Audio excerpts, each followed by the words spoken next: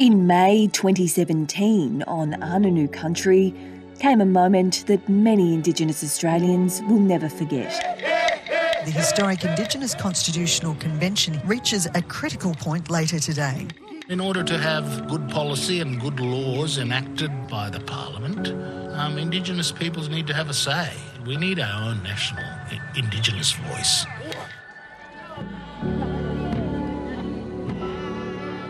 After years of debate about the need for greater recognition and autonomy, Aboriginal and Torres Strait Islander leaders reached a consensus at Uluru.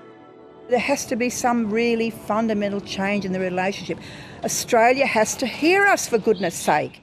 The fundamental change these leaders wanted would require a majority of Australians to vote at a referendum to establish an Indigenous voice to Parliament.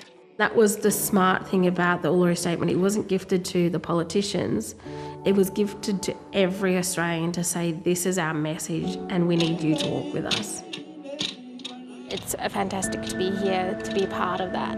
Pitjantjatjara woman Sally Scales was at Uluru in 2017.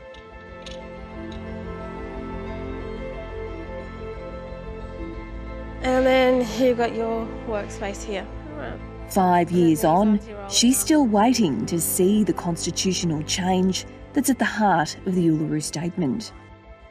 It's very disheartening to see that we're still here and then Aboriginal communities are used as just a can-kicking exercise.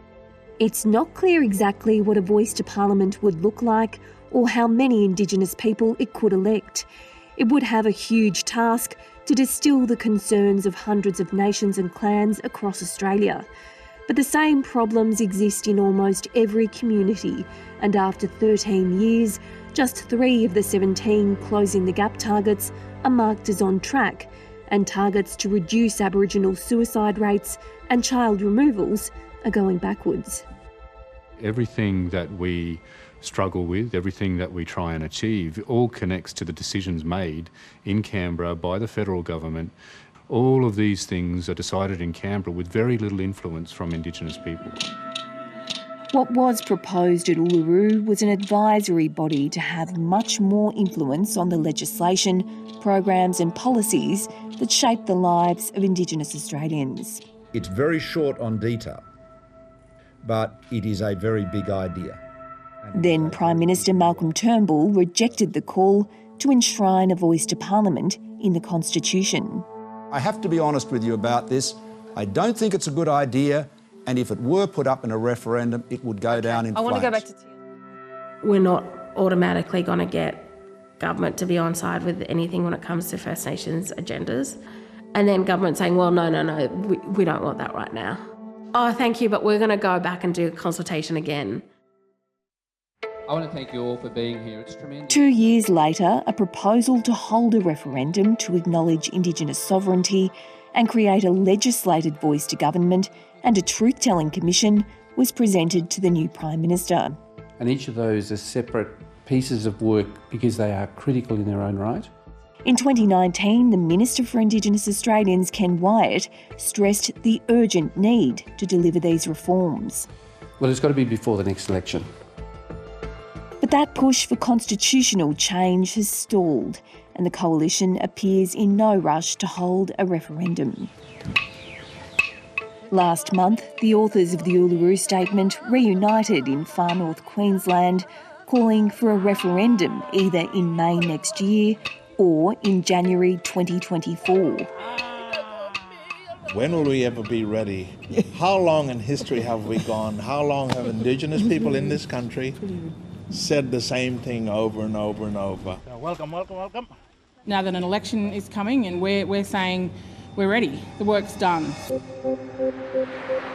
Labor says it will immediately begin working towards a referendum on a voice to Parliament if it wins the election. Our Labor government will work with First Nations people to implement the Uluru Statement from the Heart in full. I would like to think that it would be an incredible nation-building moment.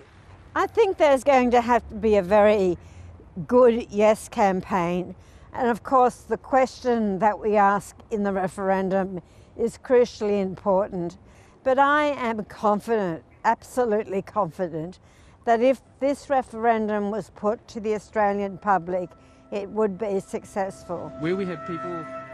Ken Wyatt declined 730's invitation for an interview. We've been able to double funding... On the campaign trail, Scott Morrison again refused to support the call for a referendum on a voice to Parliament.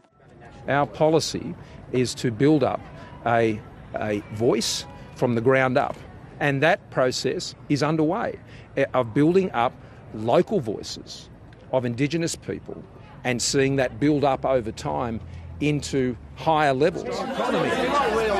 If you are re-elected, will you commit to a referendum on the voice in the next term of Parliament? Well, I've already answered that question one before. It's not our policy to have a referendum on the voice. So why would I be doing that? The Coalition has pledged $31 million for dozens of new regional advisory bodies, which would be created by legislation without a referendum. And it's great to be here virtually. The Greens have also gone cold on a rush towards a referendum, arguing a national vote would be more successful if it followed a truth-telling and treaty process instead. The really deeply held view from the Greens is that the best chance of all of the elements, including voice, succeeding from the Uluru Statement is to have that process of truth and treaty at least commenced first.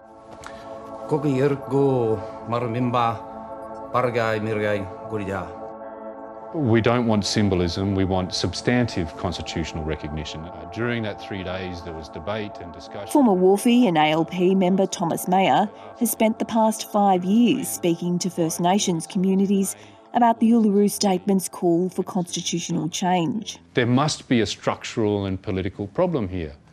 You're not listening to us. The Torres Strait Islander unionist and author has just been in Newcastle speaking to councillors and members of the local Gurukai committee. Now, all those laws and policies that they make have continued to fail our people to this date.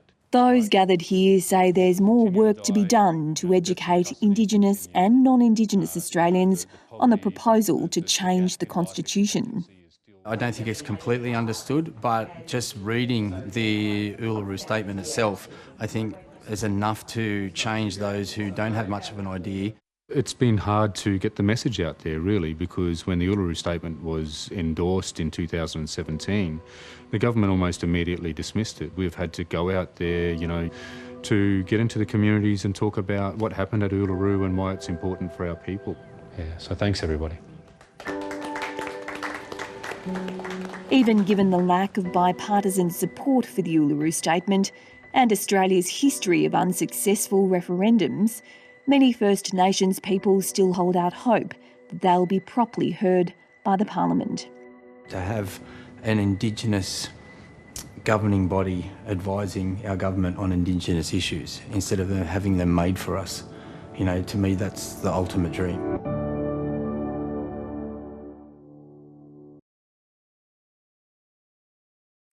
Hi, I'm Lee Sales. Thanks for watching this story. If you'd like to watch more of 730's stories, they are on the left of your screen.